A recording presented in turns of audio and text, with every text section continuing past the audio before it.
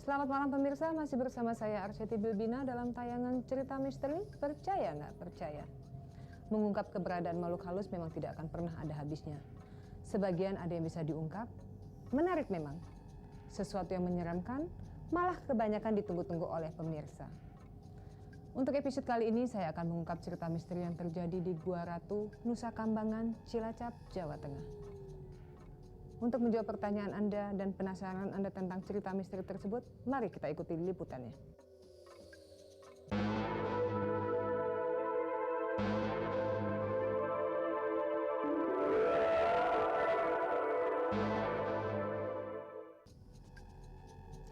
Gua yang berada tepat di tengah-tengah Bukit Kapur memang merupakan tempat bersemayamnya dari berbagai macam makhluk halus. Konon di tempat ini pula lah raja-raja siluman sering mengadakan pertemuan. Menarik memang. Bersama rekan saya Harsha berserta praktisi supranatural kami akan mengungkap cerita misteri yang terjadi di Gua Ratu Nusa Kambangan.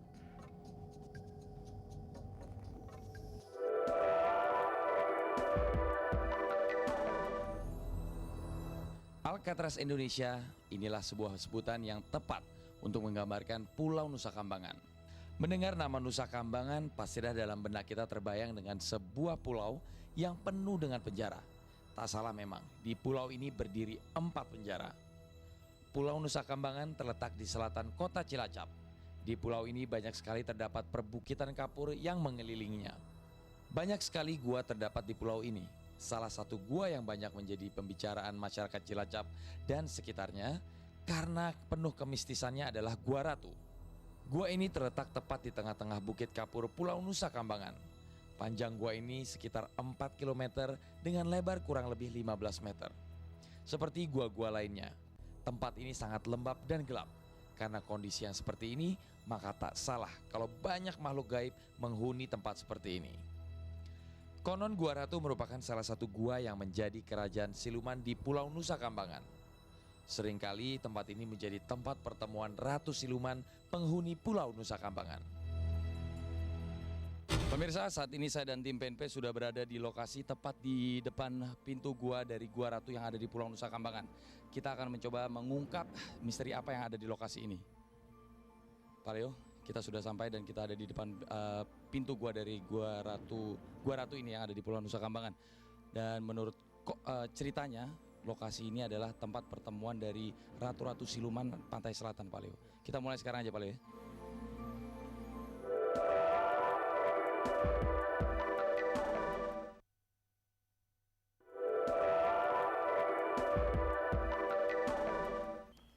Pak Leo, ini di Gua Ratu ini kira-kira panjangnya ini hampir 60 meter. Iya. Dan ada beberapa lokasi, Pak Leo. Ya. Ada yang ke kiri dan ke kanan. Ya. Dan menurut ceritanya, Pak Leo, lokasi yang ke sebelah kanan ini mengandung kekuatan gaib yang sangat kuat. Itu kira-kira ke dalam 200 meter, Pak Leo. Ya. Nah, kita sekarang mencoba menuju ke dalam ini. Ini dia pintunya, salah satu pintunya, Pak Leo. Kita lihat sekali ini relief-relief dari stalaktit-nya, Pak Leo. Iya. Ini kalau saya lihat begini Mas Harsha, seperti tadi yang sudah diutarakan di muka, menurut cerita penduduk sekitar memang ini tempat satu pemukiman ya. Jadi saya bilang tempat pertemuan persinggahan mereka secara spiritualnya, secara gaib ya. Jadi ya memang banyak sekali hal-hal fenomena mistis kalau saya katakan yang kita rasakan di sini ya. Jadi cuman ini udara Anda rasakan lebih dingin ya. Lebih dingin dan ini memang ada angin. Kalau kita lihat juga gua ini masih ada aliran air yang lewat. Ya, yang membuat mungkin dingin kepercayaan juga. Penduduk sekitar ini bisa membuat untuk awet muda ya. Ya, kalau terkena tetesan air yang seperti ini ya. Ini ya, semacam itu. Jadi ini hampir membentuk stalagmitnya ya segala macam. Ya memang coba banyak ritual yang ini yang pernah dilakukan mungkin.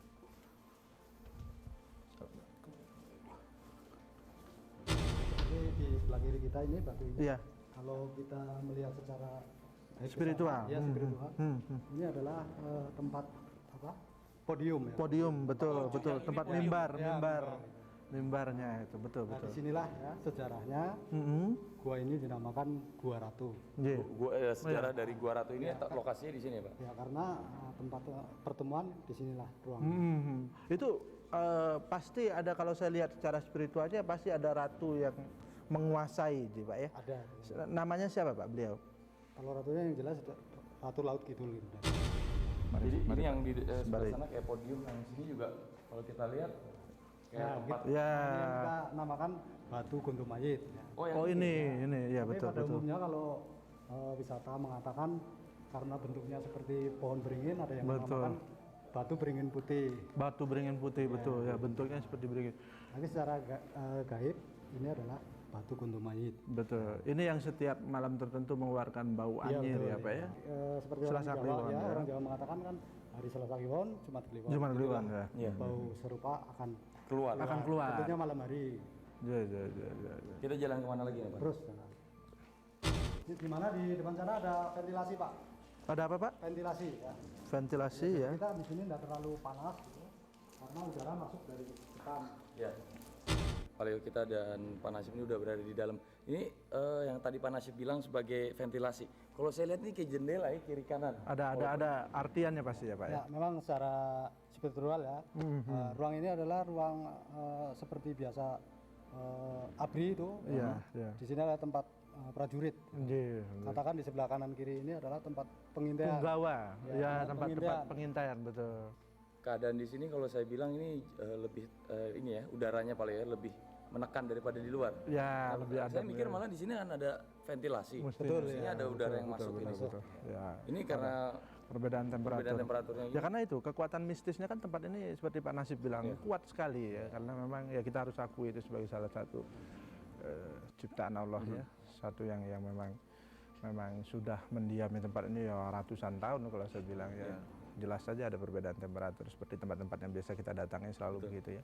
Nah, selain ini cerita-cerita apa lagi nih Pak Nasib yang ada di Seputar gua ini, sekitar Pak. gua ini? Kita ke sebelah kiri sebentar. Di sana ada Baik. batu selendang mayang. Ya. Selendang mayang. Batu selendang mayang ini Berarti tentang apa nih batunya bisa disebut selendang mayang? Bisa dipastikan batu itu seandainya mengeluarkan air ya, bisa digunakan sebagai pengobatan lah. Nah, sayang ini dan air tidak setiap keluar. saat air itu setiap keluar, saat, iya, Pak. betul kan? Iya. Hanya tidak bisa mungkin ditentukan. Jadi ada waktu ini, Pak, tertentunya nah, juga. iya. Ya batu ini. Tuh tapi lihat Mas Harsa, satu perbedaan ada kilauan Iya, ini kayak semacam apa ya kita sebut ya? Batu apa ya? Kristal ya. kristal. Ya betul Ini betul. boleh dideketin nih? Bisa ya, bisa dipegang. Coba kita lihat Pak. Kalau bahasa asingnya batu apa? Light Batu diamond, lah betul. Light betul. diamond. Ya. Ya betul. Nah ini lihat kilauannya. Ya. Ini terjadi memang begitu, lihat batu-batu yang lain. Batu-batu kan yang enggak lain gitu. tidak. Ya inilah ini satu. Ini fenomena juga ya Pak Leo. Ini kapan waktunya kira-kira Nggak mengeluarkan bisa air? ditentukan. Nggak bisa mungkin ya, Pak? ditentukan. Nggak bisa ditentukan. Yang jelas Terakhir sekali yang Pak Nasib tahu kapan itu? mendekati itu hari Selasa Kliwon atau Jumat Kliwon itu. Iya. Dan Paling jam-jamnya juga nggak bisa Nggak bisa ditentukan. ditentukan. Waktunya paling dah 7 hari sampai 10 hari. Makanya kalau secara spiritual kalau saya lihat Pak ini banyak sekali ya Pak Nasib ya ini apa namanya penjelmaan ya Pak ya. Betul. Yang sekarang karena usia tahun terus dari rupanya saja batu biasa tapi kalau saya pikir secara spiritual ini semua Akan lain akan lain penglihatannya. Jadi banyak sekali hal-hal yang ajengan-ajengan kalau saya bilang ya dari ratu-ratu zaman dahulu yang termasuk pusaka-pusaka yang banyak masih terpendam di sini Pak ya. Ada mustika juga Pak Nasib ya di sini ya. ada. Mustika batu yang saya lihat belum pernah berapa kali dicoba diangkat tapi masih belum berhasil gitu, belum mampu. Ini kita bisa turun ya Pak? Bisa. Ini tempat yang mungkin pusatnya ya Pak ya. Pusatnya dari gua ini ya di sini. Malahan saya lihat batu ada apa ini? itu singgasana begitu Pak ya. Di sebelah mana Pak? Sini, sekitar sini. Ya. Ini seperti singgasana. Jadi ini beliau ini kayak apa? Tempat orang Peraduannya menghadap. gitu ya? Orang menghadap atau apa beliau tuh duduk ya di Ini memang tempat ini sering dipakai orang-orang untuk mencari ilmu apa gimana gitu Pak? Ya. mencari wangsit lah ya. ya. Cuman mungkin nggak sembarang orang juga kuat ya Pak ya. Kuat Pak. Kita bisa ke dalam lebih jauh apa sampai di mana Pak Nasib kira-kira? Saya kira cukup sampai di sini. Cukup Sampai di sini aja. Kita muter balik. Kita muter balik ya.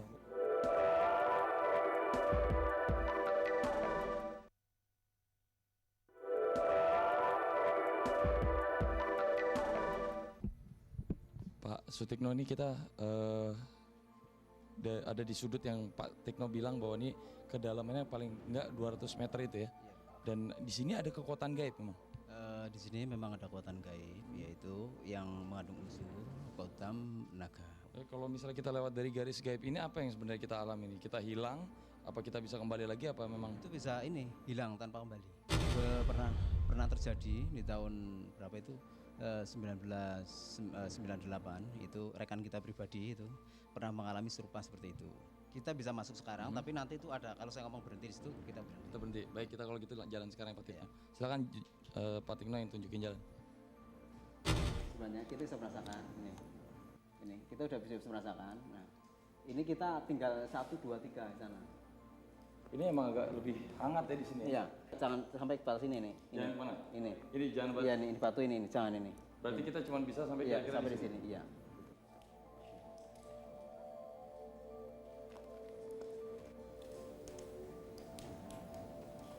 Nah, ini batasnya ini. Ini kalau misalnya kita lempar benda sesuatu, kita lempar ke situ, itu apa yang akan kejadian? Ini kalau benda secara alam itu nggak apa-apa.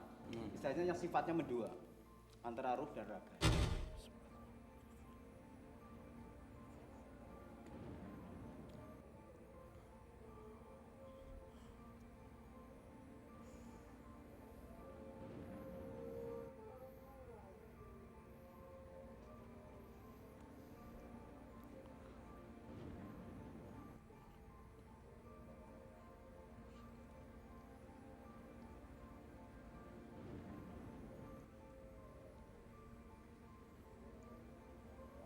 Allah.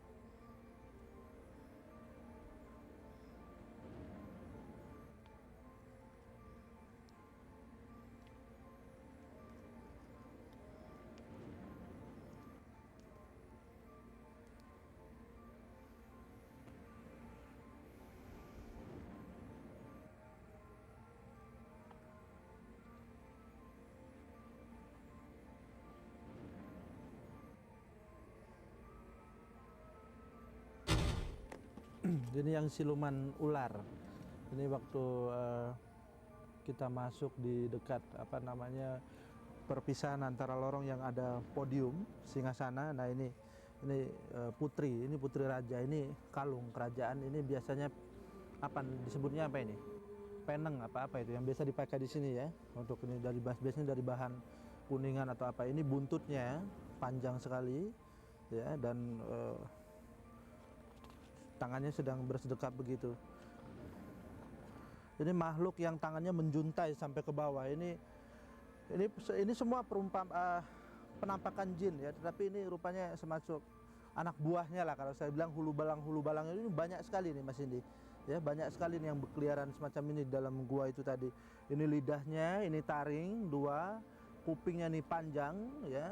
Ini seperti bentuk kepalanya kerucut begitu ke atas. Tangannya ini yang sangat luar biasa panjangnya, jadi melebihi panjang tangan manusia normal. Ini penampakan, kalau saya lihat ini yang terakhir sekali sebelum kita turun ke tempat yang tadi Mas Harsa membahas masalah dimensi garis gaib ya. Nah ini penampakan itu yang terjadi di pojok dekat ruangan yang ada tonggak itu batu. Betul yang dibilang keramat. Ini penampakannya ini kalau saya bilang ini sebangsa siluman ya, siluman yang tapi jelas itu masih dikuasai oleh alam jin. Ya. Ini semuanya juga merupakan penampakan dari alam jin yang menyerupai makhluk-makhluk halus yang bergentayangan di dalam gua itu ya. Yang paling berkuasa ini yang paling berkuasa, tapi ini bukan yang dominan. Berkuasa di sini berkuasa saat tadi kita lalu lalang ataupun bermobilitas di dalam gua. Tetapi secara keseluruhan diyakini oleh secara mitos ada satu kekuatan ratu yang disebut Ratu Pantai Selatan Nyi Roro Kidul yang rupanya mempunyai eksistensi power yang jauh sampai ke tempat di Pulau Nusa Kambangan ini. Mereka saat tadi kita masuk mereka hanya ya biasanya bukan terpaku ya, tetapi mereka tidak berani bergerak dan biasanya hanya sekelebat menampakkan diri. Dan juga ada satu penampakan macan, Mas Indi, macan putih yang merupakan tunggangan rupanya, tapi itu jelas juga merupakan penjelmaan dari alam jin. Jadi itu yang lalu lalang tampak di dekat singgasana yang tadi kita bahas. Nah di situ ada satu macan yang saya lihat. Jadi keberadaan seperti Putri ini pun dia tidak terlalu banyak mengeluarkan kata-kata maksud saya, dan dia juga berdiam diri, tetapi tidak dalam jangka waktu lama. Kalau ini masih dalam batasan yang agak nggak normal ya, mungkin sekitar 4-5 kali dimensi tubuh manusia besar. Tapi kalau yang tadi yang tangannya panjang ini seperti orang kate, tetapi ya dimensi badannya yang pendek gitu, jadi buntek gitu ya, kalau saya bilang gemuk gitu, lebar ke samping gitu. Dia tidak bisa terlalu mendekat sekali, dan dia juga katakan maksud saya ada satu kerugian luar biasa kalau makhluk-makhluk ini bersentuhan dengan manusia. Karena apa? Akhlaknya manusia jauh lebih tinggi dibandingkan dengan makhluk-makhluk semacam ini. Jadi seyogianya kita tidak perlu takut, tidak perlu punya rasa khawatir kalau berhadapan dengan mereka. Karena mereka pun bersentuhan dengan manusia, mereka akan mengalami kerugian besar. Tentu manusia-manusia tertentu yang insya Allah yakin karena Allah, bukan berarti dieksploitasi oleh rasa takut dan gampang diperbudak oleh mereka. Nah banyak orang yang punya tujuan-tujuan supranatural mendatangi gua itu justru untuk menjalin satu silaturahmi dengan mereka, tetapi dalam kerangka yang negatif, sehingga orang-orang tersebut dengan gampangnya dieksploitir, maksud saya dikuasai pikirannya untuk mengerjakan sesuatu yang arahnya negatif gitu.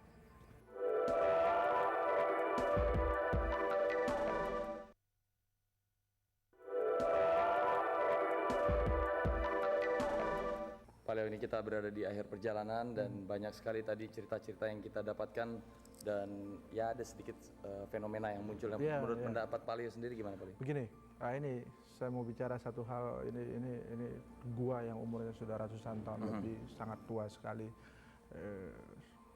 Berikut dengan segala nuansa mistiknya kalau saya katakan ya, menurut kepercayaan orang penduduk sekitar. Ini dulu pertemuan dari para ratu Pantai Selatan, dan sampai sekarang juga gua ini dikuasai oleh Kanjeng Ratu Nyi Roro Kidul. Menurut kepercayaan masyarakat setempat. Kalau saya berpikir memang ini tidak terlepas dari satu fenomena goib yang tentunya ini seperti biasa masih dan selalu akan didominasi oleh makhluk ciptaan Allah yang menghuni alam goib, yaitu para jin dan sekutu-sekutunya ini. Nah ini penampakan-penampakan tadi, relief batu-batu tertentu yang rupanya secara keyakinan para orang yang mengikuti kepercayaan itu merupakan satu penampakan refleksi dari, katakan tadi ada podium, ada singgasana, ada beberapa pusaka, ada batu apa tadi yang bisa gondol mayit yang bisa mengeluarkan bau anyir dan darah yang tadi kita bahas ya. Batu yang mengalirkan air. Dan mengalirkan air tadi selendang mayang, batu selendang mayang ya. Jadi kalau saya pikir ini hal-hal yang sangat punya nuansa mistis, tetapi dari sudut pandang apa Anda ingin menyikapi persoalan ini? Bahwa fenomena gua ini dengan segala ciptaannya, dengan segala makhluk yang ada di dalamnya, tetap merupakan ciptaan Allah.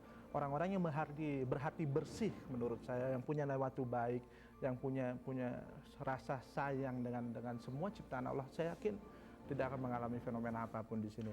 Mitos-mitos yang terjadi itu merupakan satu proses dari satu halusinasi atau proses berpikir manusia yang untuk orang-orang tertentu mereka masih harus merasakan Allah, keberadaan Allah itu ada di mana. Nah ini fenomena gaibnya yang kalau saya pikir pelajaran hikmah dari perjalanan kita di gua ini yang sangat luar biasa sekali.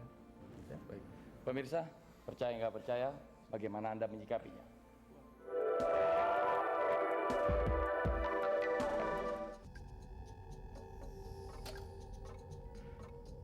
Menelusuri keberadaan makhluk halus tidaklah dibutuhkan kondisi fisik yang prima atau tingkat intelijensi yang tinggi. Hanya dibutuhkan sedikit kesadaran kepada kita bahwa kita meyakini mereka benar-benar ada di sekeliling kita. Pemirsa, seperti biasa sebelum undur diri saya ingin memberikan satu kuis kepada Anda. Cukup dengan menjawab pertanyaan saya. Di pulau manakah Gua Ratu berada? Kirimkan jawaban Anda di sini. Kami tunggu secepatnya. Saya Arsyati mengucapkan terima kasih untuk kebersamaan Anda. Selamat malam, sampai jumpa.